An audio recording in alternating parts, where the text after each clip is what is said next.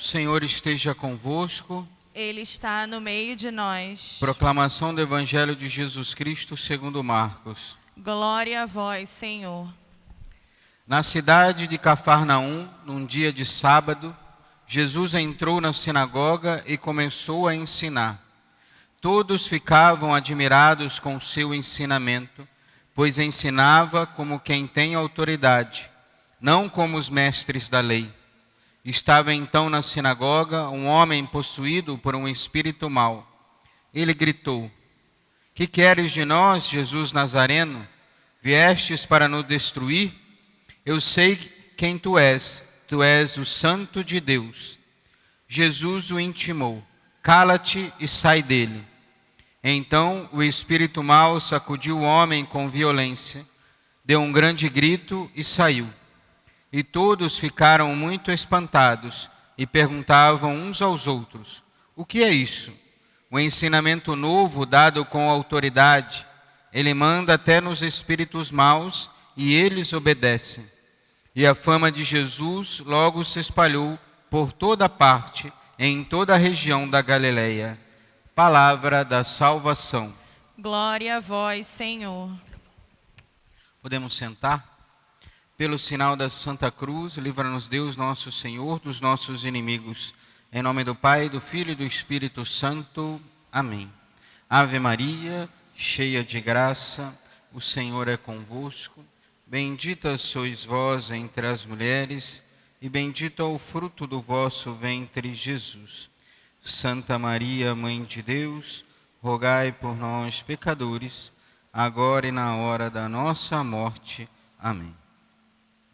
Meus amados irmãos e irmãs, neste quarto domingo do tempo comum, no princípio do Evangelho de São Marcos, nós vemos então a primeira pregação de Jesus. Jesus vai na sinagoga.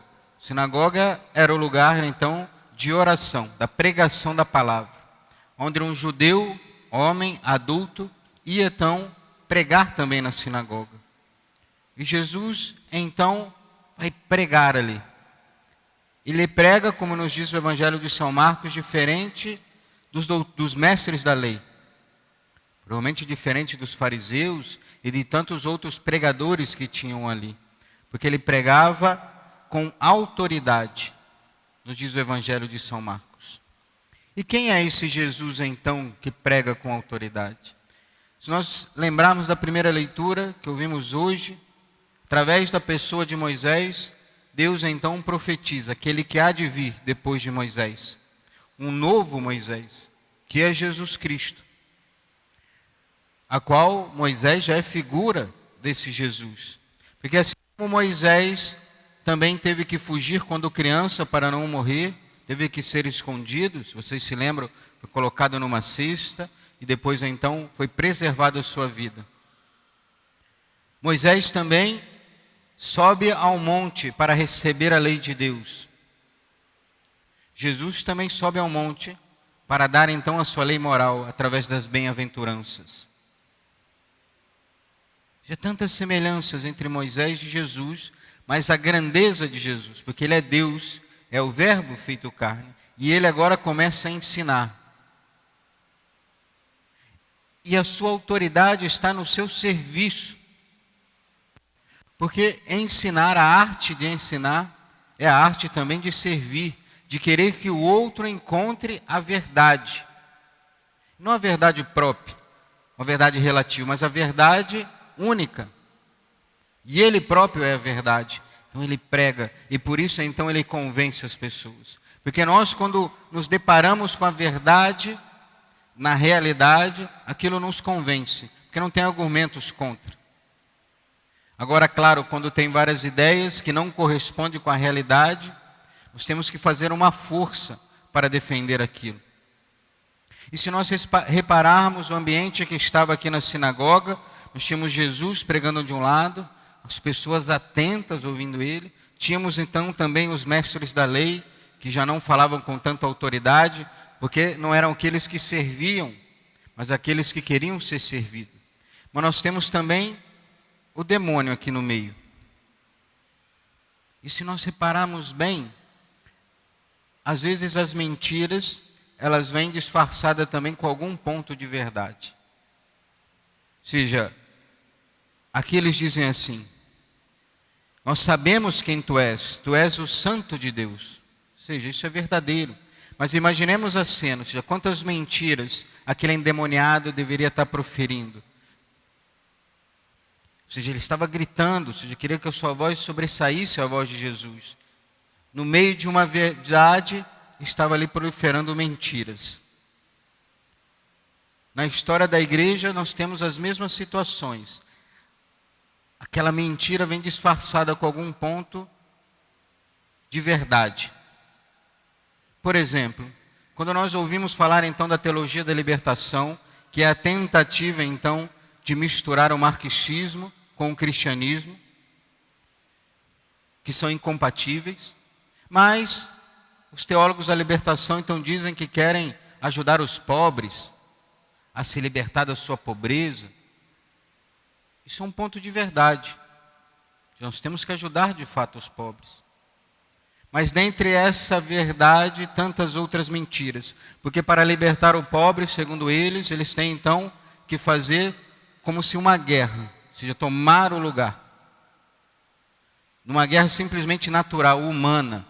Já não necessitamos daquilo que nos oprime, ou seja, a hierarquia da igreja, os sacramentos, a piedade, a oração. Não necessitamos disso. Nós precisamos tomar o lugar, tomar posse de tudo. Ou seja, uma libertação completamente humana. Mas a pregação de Jesus é a libertação do pecado e da morte. Não simplesmente essa pregação natural. Ou seja, nós vemos, dentre tantas outras coisas, que poderíamos ficar aqui a noite inteira dando exemplo, dessas mentiras que às vezes vem disfarçada com algum ponto de verdade e que nos ilude por causa deste ponto de verdade. Precisamos estar atentos para ouvir de fato o que é a palavra de Deus. Ou seja, precisamos da iluminação da nossa inteligência, mas estudar. Né? Porque se olharmos e pensarmos nós mesmos aqui, não vamos nem muito longe. Ou seja, será que de fato nós estamos estudando a fé da igreja? Nós estamos lendo o catecismo? Porque hoje, ainda mais depois da pandemia, quantas nas redes sociais, quanto não aumentaram então as pessoas dando formação, ensinando a fé católica, e muitas coisas boas inclusive. Mas se nós formos reparar, é um número pequeníssimo dessas pessoas que estão de fato estudando a fé, que sabem defender a fé de fato.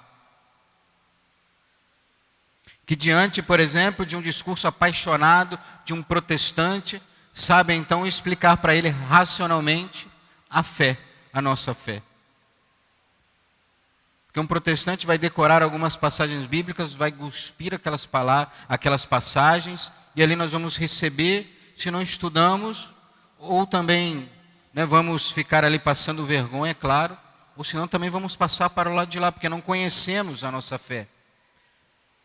Ou seja, não podemos ser enganados por esses pontos de verdade.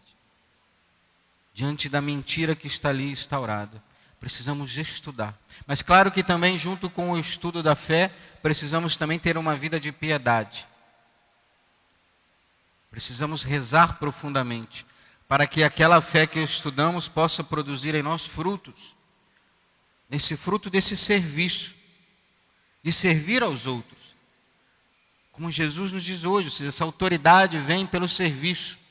Lembro de um professor meu de Sagrada Escritura, um professor indiano, sou muito bom, doutor em Sagradas Escrituras.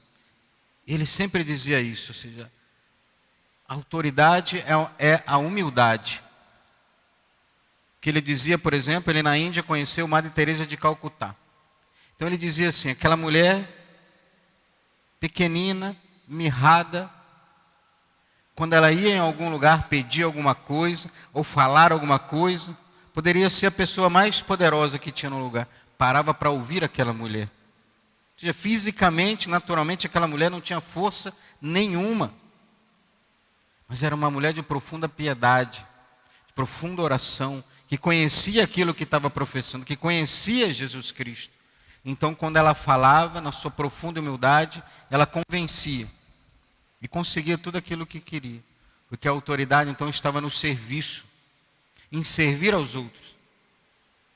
Assim como hoje também celebramos, não fazemos memória litúrgica porque é domingo, mas hoje celebramos também São João Bosco, grande santo, fundador dos salesianos. E ele dizia justamente isso: nós estamos nesse mundo para servir a Deus, mas servindo a Deus no próximo. Ou seja, não estamos nesse mundo para fazer simplesmente as nossas vontades, os nossos desejos, mas para servir. Ou seja, minha vida é para o outro, não é para mim próprio. É para entregar a minha vida a cada dia, seja ela qual vocação eu seguir. No nosso trabalho cotidiano, no serviço doméstico, em qualquer lugar que estamos ali para o serviço. Ou seja, nossa vida é para o outro. Se diante de tudo isso que vemos, podemos às vezes até ficar espantados, que estamos às vezes perdidos, porque um diz uma coisa, um diz outra, uma confusão total. Mas Dom Bosco, ele teve um sonho, na verdade teve vários sonhos, né? Na verdade nem ele sabia explicar se aquilo era um sonho ou se aquilo era uma visão, porque era muito real aqueles sonhos que ele tinha. Inclusive quando ele teve um sonho do inferno, quando podemos ver o anjo da guarda dele, que levou ele para vários lugares, o purgatório, às portas do céu, levou ele ao inferno. Esse sonho que ele teve, inclusive, do inferno, esse anjo da guarda toca a mão dele na parede. E quando ele acorda, então vem assim, a sua mão estava completamente queimada. Tão real que era tudo aquilo que ele vivia. Mas ele teve um sonho onde ele viu uma barca que estava então no mar bravio. Sacolejava o barco para lá, para cá, e aquelas águas, né, tremendo. Mas esse barco ia chegando então perto de duas torres. Diante de uma torre estava o Santíssimo Sacramento. E diante da outra torre estava Nossa Senhora Auxiliadora. E quando a barca se aproximava então dessas duas torres, ele se estabilizou. O mar ficou calmo e o barco então se estabilizou, tranquilizou tudo. Já quem que é essa barca? É a igreja, que podemos dizer no momento a qual estamos vivendo agora. Turbulência total, uma confusão total. Mas, se nós nos aproximarmos então da Eucaristia e da Virgem Maria, nós vamos então nos acalmar, ou seja, o nosso coração, se nos aproximarmos cada vez mais dessas duas torres, desses dois pilares, a nossa devoção eucarística cada vez mais, porque se nós amamos Jesus de fato, nós o visitamos, nós o comungamos, nós fugimos do pecado para estar com Ele na Eucaristia.